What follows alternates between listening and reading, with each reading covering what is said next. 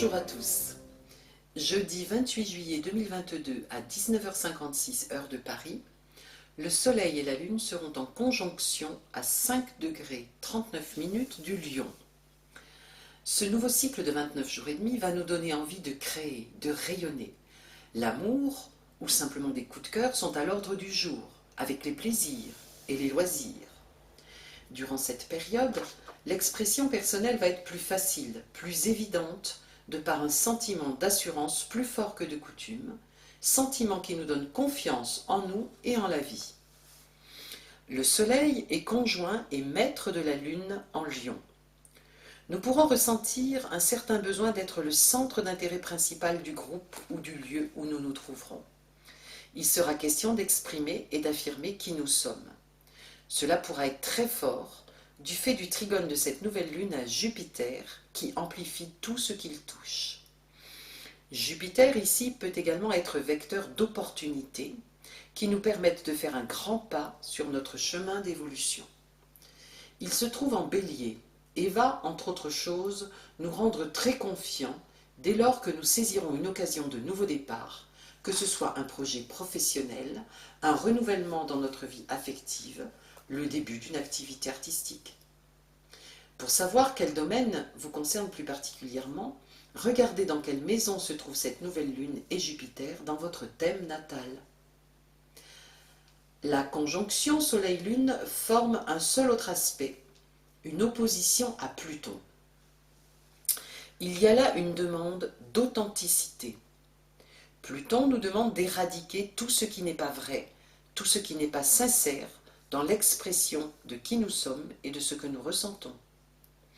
Il vient nous obliger à faire face à ce que nous maintenons du passé et qui nous empêche d'avancer.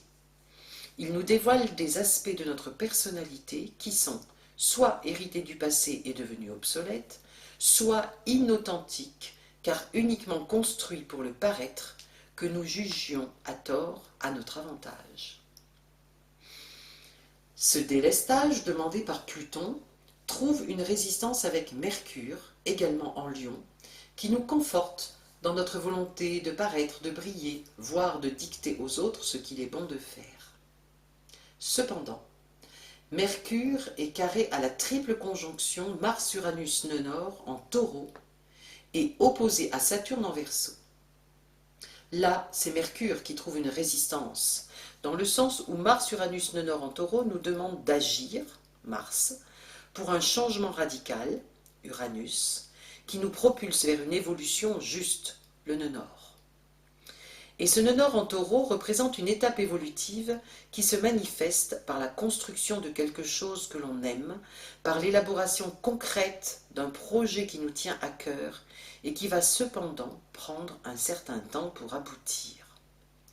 Le Taureau est un signe de terre. Son temps est lent. Il est patient, persévérant et construit du solide qui va durer. En Taureau, il s'agit de manifester une œuvre belle, durable et artistique ou bien ancrée dans la matière. Ce peut être aussi simplement pérenniser une relation sentimentale par un engagement de fidélité, de sécurité, de stabilité, basé sur des valeurs communes. Encore une fois, regardez dans votre thème natal dans quelle maison se trouve cette triple conjonction, quelle planète natale elle vient aspecter. Quant à l'opposition de Saturne rétrograde à Mercure, elle vient appuyer la durée, imposer la patience, insister sur la nécessité de prendre le temps de construire pour que cela dure.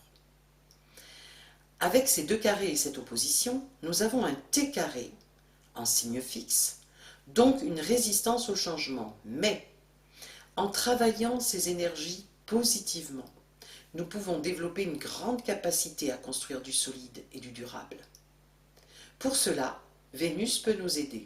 En effet, un T carré en signe fixe est relié analogiquement à Vénus, au Taureau et aux sentiments.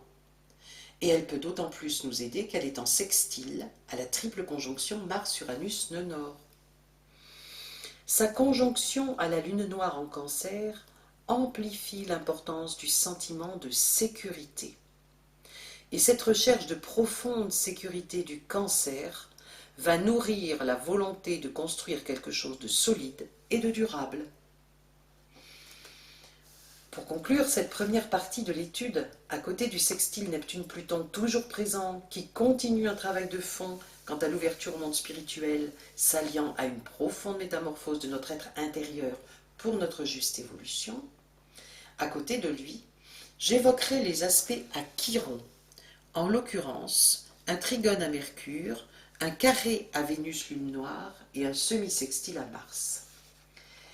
Les énergies de Chiron en Bélier nous poussent à une guérison de notre individualité, c'est-à-dire à une pleine conscience de qui nous sommes vraiment en tant qu'être absolument unique. Pour cela, Chiron nous aide à grandir en indépendance et en autonomie, et plus particulièrement sur les plans de la pensée et de la volonté. Mercure en trigone depuis le Lion va dans ce sens.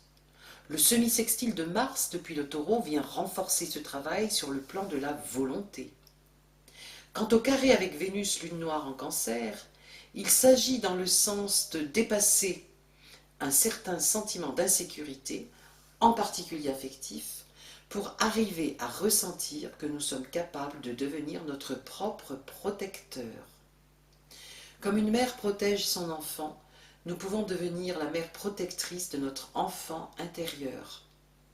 Et la source de cette capacité est bien évidemment dans l'amour. Nous avons là un des thèmes majeurs reliés au signe du Lion. Cette lunaison est donc tout à fait enthousiasmante puisqu'il est question d'amour, de générosité, de courage, de créativité et de construction solide et durable dans un ou plusieurs domaines de notre vie. Attention cependant aux écueils si nous utilisons négativement ces énergies qui, dans ce cas, nous apporteraient de l'impatience, de la colère et de la précipitation. Restons vigilants.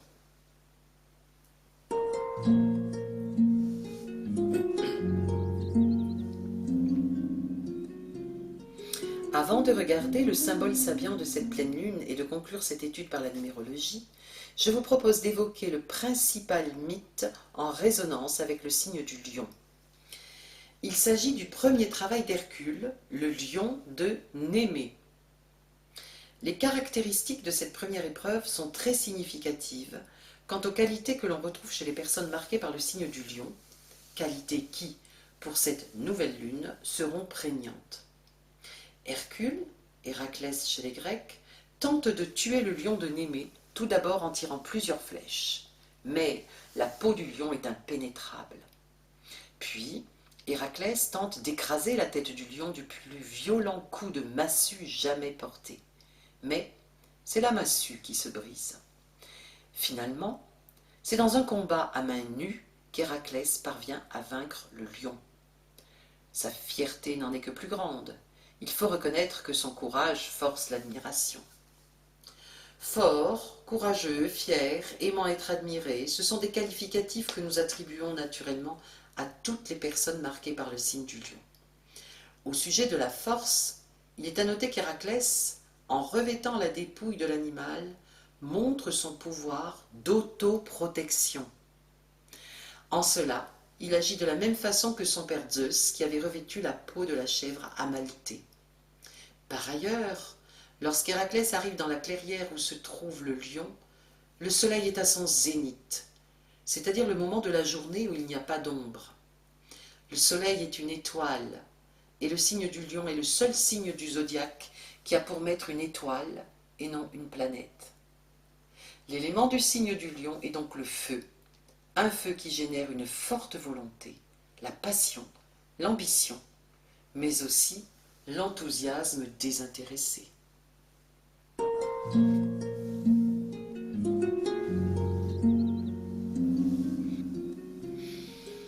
Nous allons maintenant regarder le symbole sabian correspondant à cette nouvelle lune.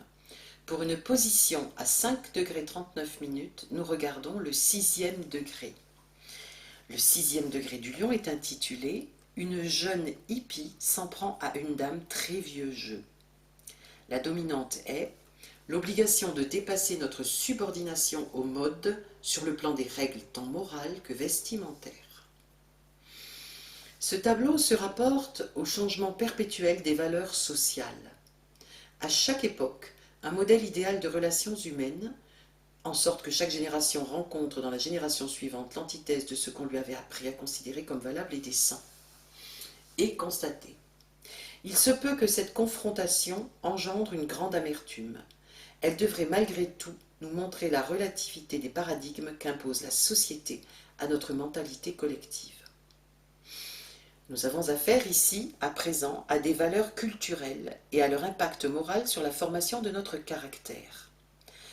Alors que le premier degré du lion avait trait à une crise individuelle de réorientation, le sixième degré désigne une crise collective, culturelle et sociale qui nous met au défi de réaliser la relativité des valeurs sociales. La résonance de ce symbole avec les énergies de la nouvelle lune est d'abord dans la primauté de l'individualité face aux valeurs sociales.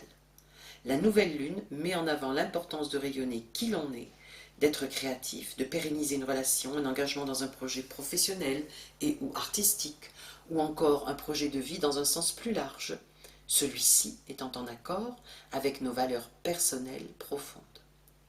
Cela implique qu'il puisse y avoir des attitudes, comportements ou lignes directrices qui ne soient pas en phase avec les règles sociales du moment.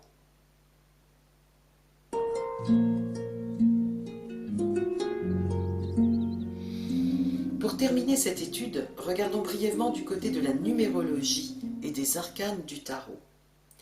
La date de cette nouvelle lune, 28/07/2022, nous donne 5 ou 14 selon la méthode de réduction utilisée. Cette nouvelle lune est donc en résonance avec le pape et tempérance. Le pape nous dit de prendre le temps de faire les choses pour qu'elles soient réalisées avec conscience et avec sagesse. Il nous invite à une profonde réflexion sur ce que nous envisageons de faire à l'étape actuelle de notre vie. Il peut être question de devenir notre propre guide, dans le sens où, nous reliant au monde spirituel, nous sommes inspirés pour avancer, pour évoluer de manière juste pour nous-mêmes et pour les autres. Quant à tempérance, elle peut tout à fait représenter notre ange gardien qui nous souffle d'être patient, confiant, de nous laisser éclairer par les étoiles, de prendre le temps de les regarder et d'écouter ce qu'elles nous disent. Tempérance représente également un temps de détente, de loisir et de communication. Le pape et tempérance sont des arcanes lents, doux et empreints de lumière spirituelle. Soyons attentifs à nous connecter au plus près de notre être intérieur véritable. J'arrête là l'étude de cette nouvelle lune et vous remercie pour votre écoute. Je vous souhaite une très belle nouvelle lune. À bientôt.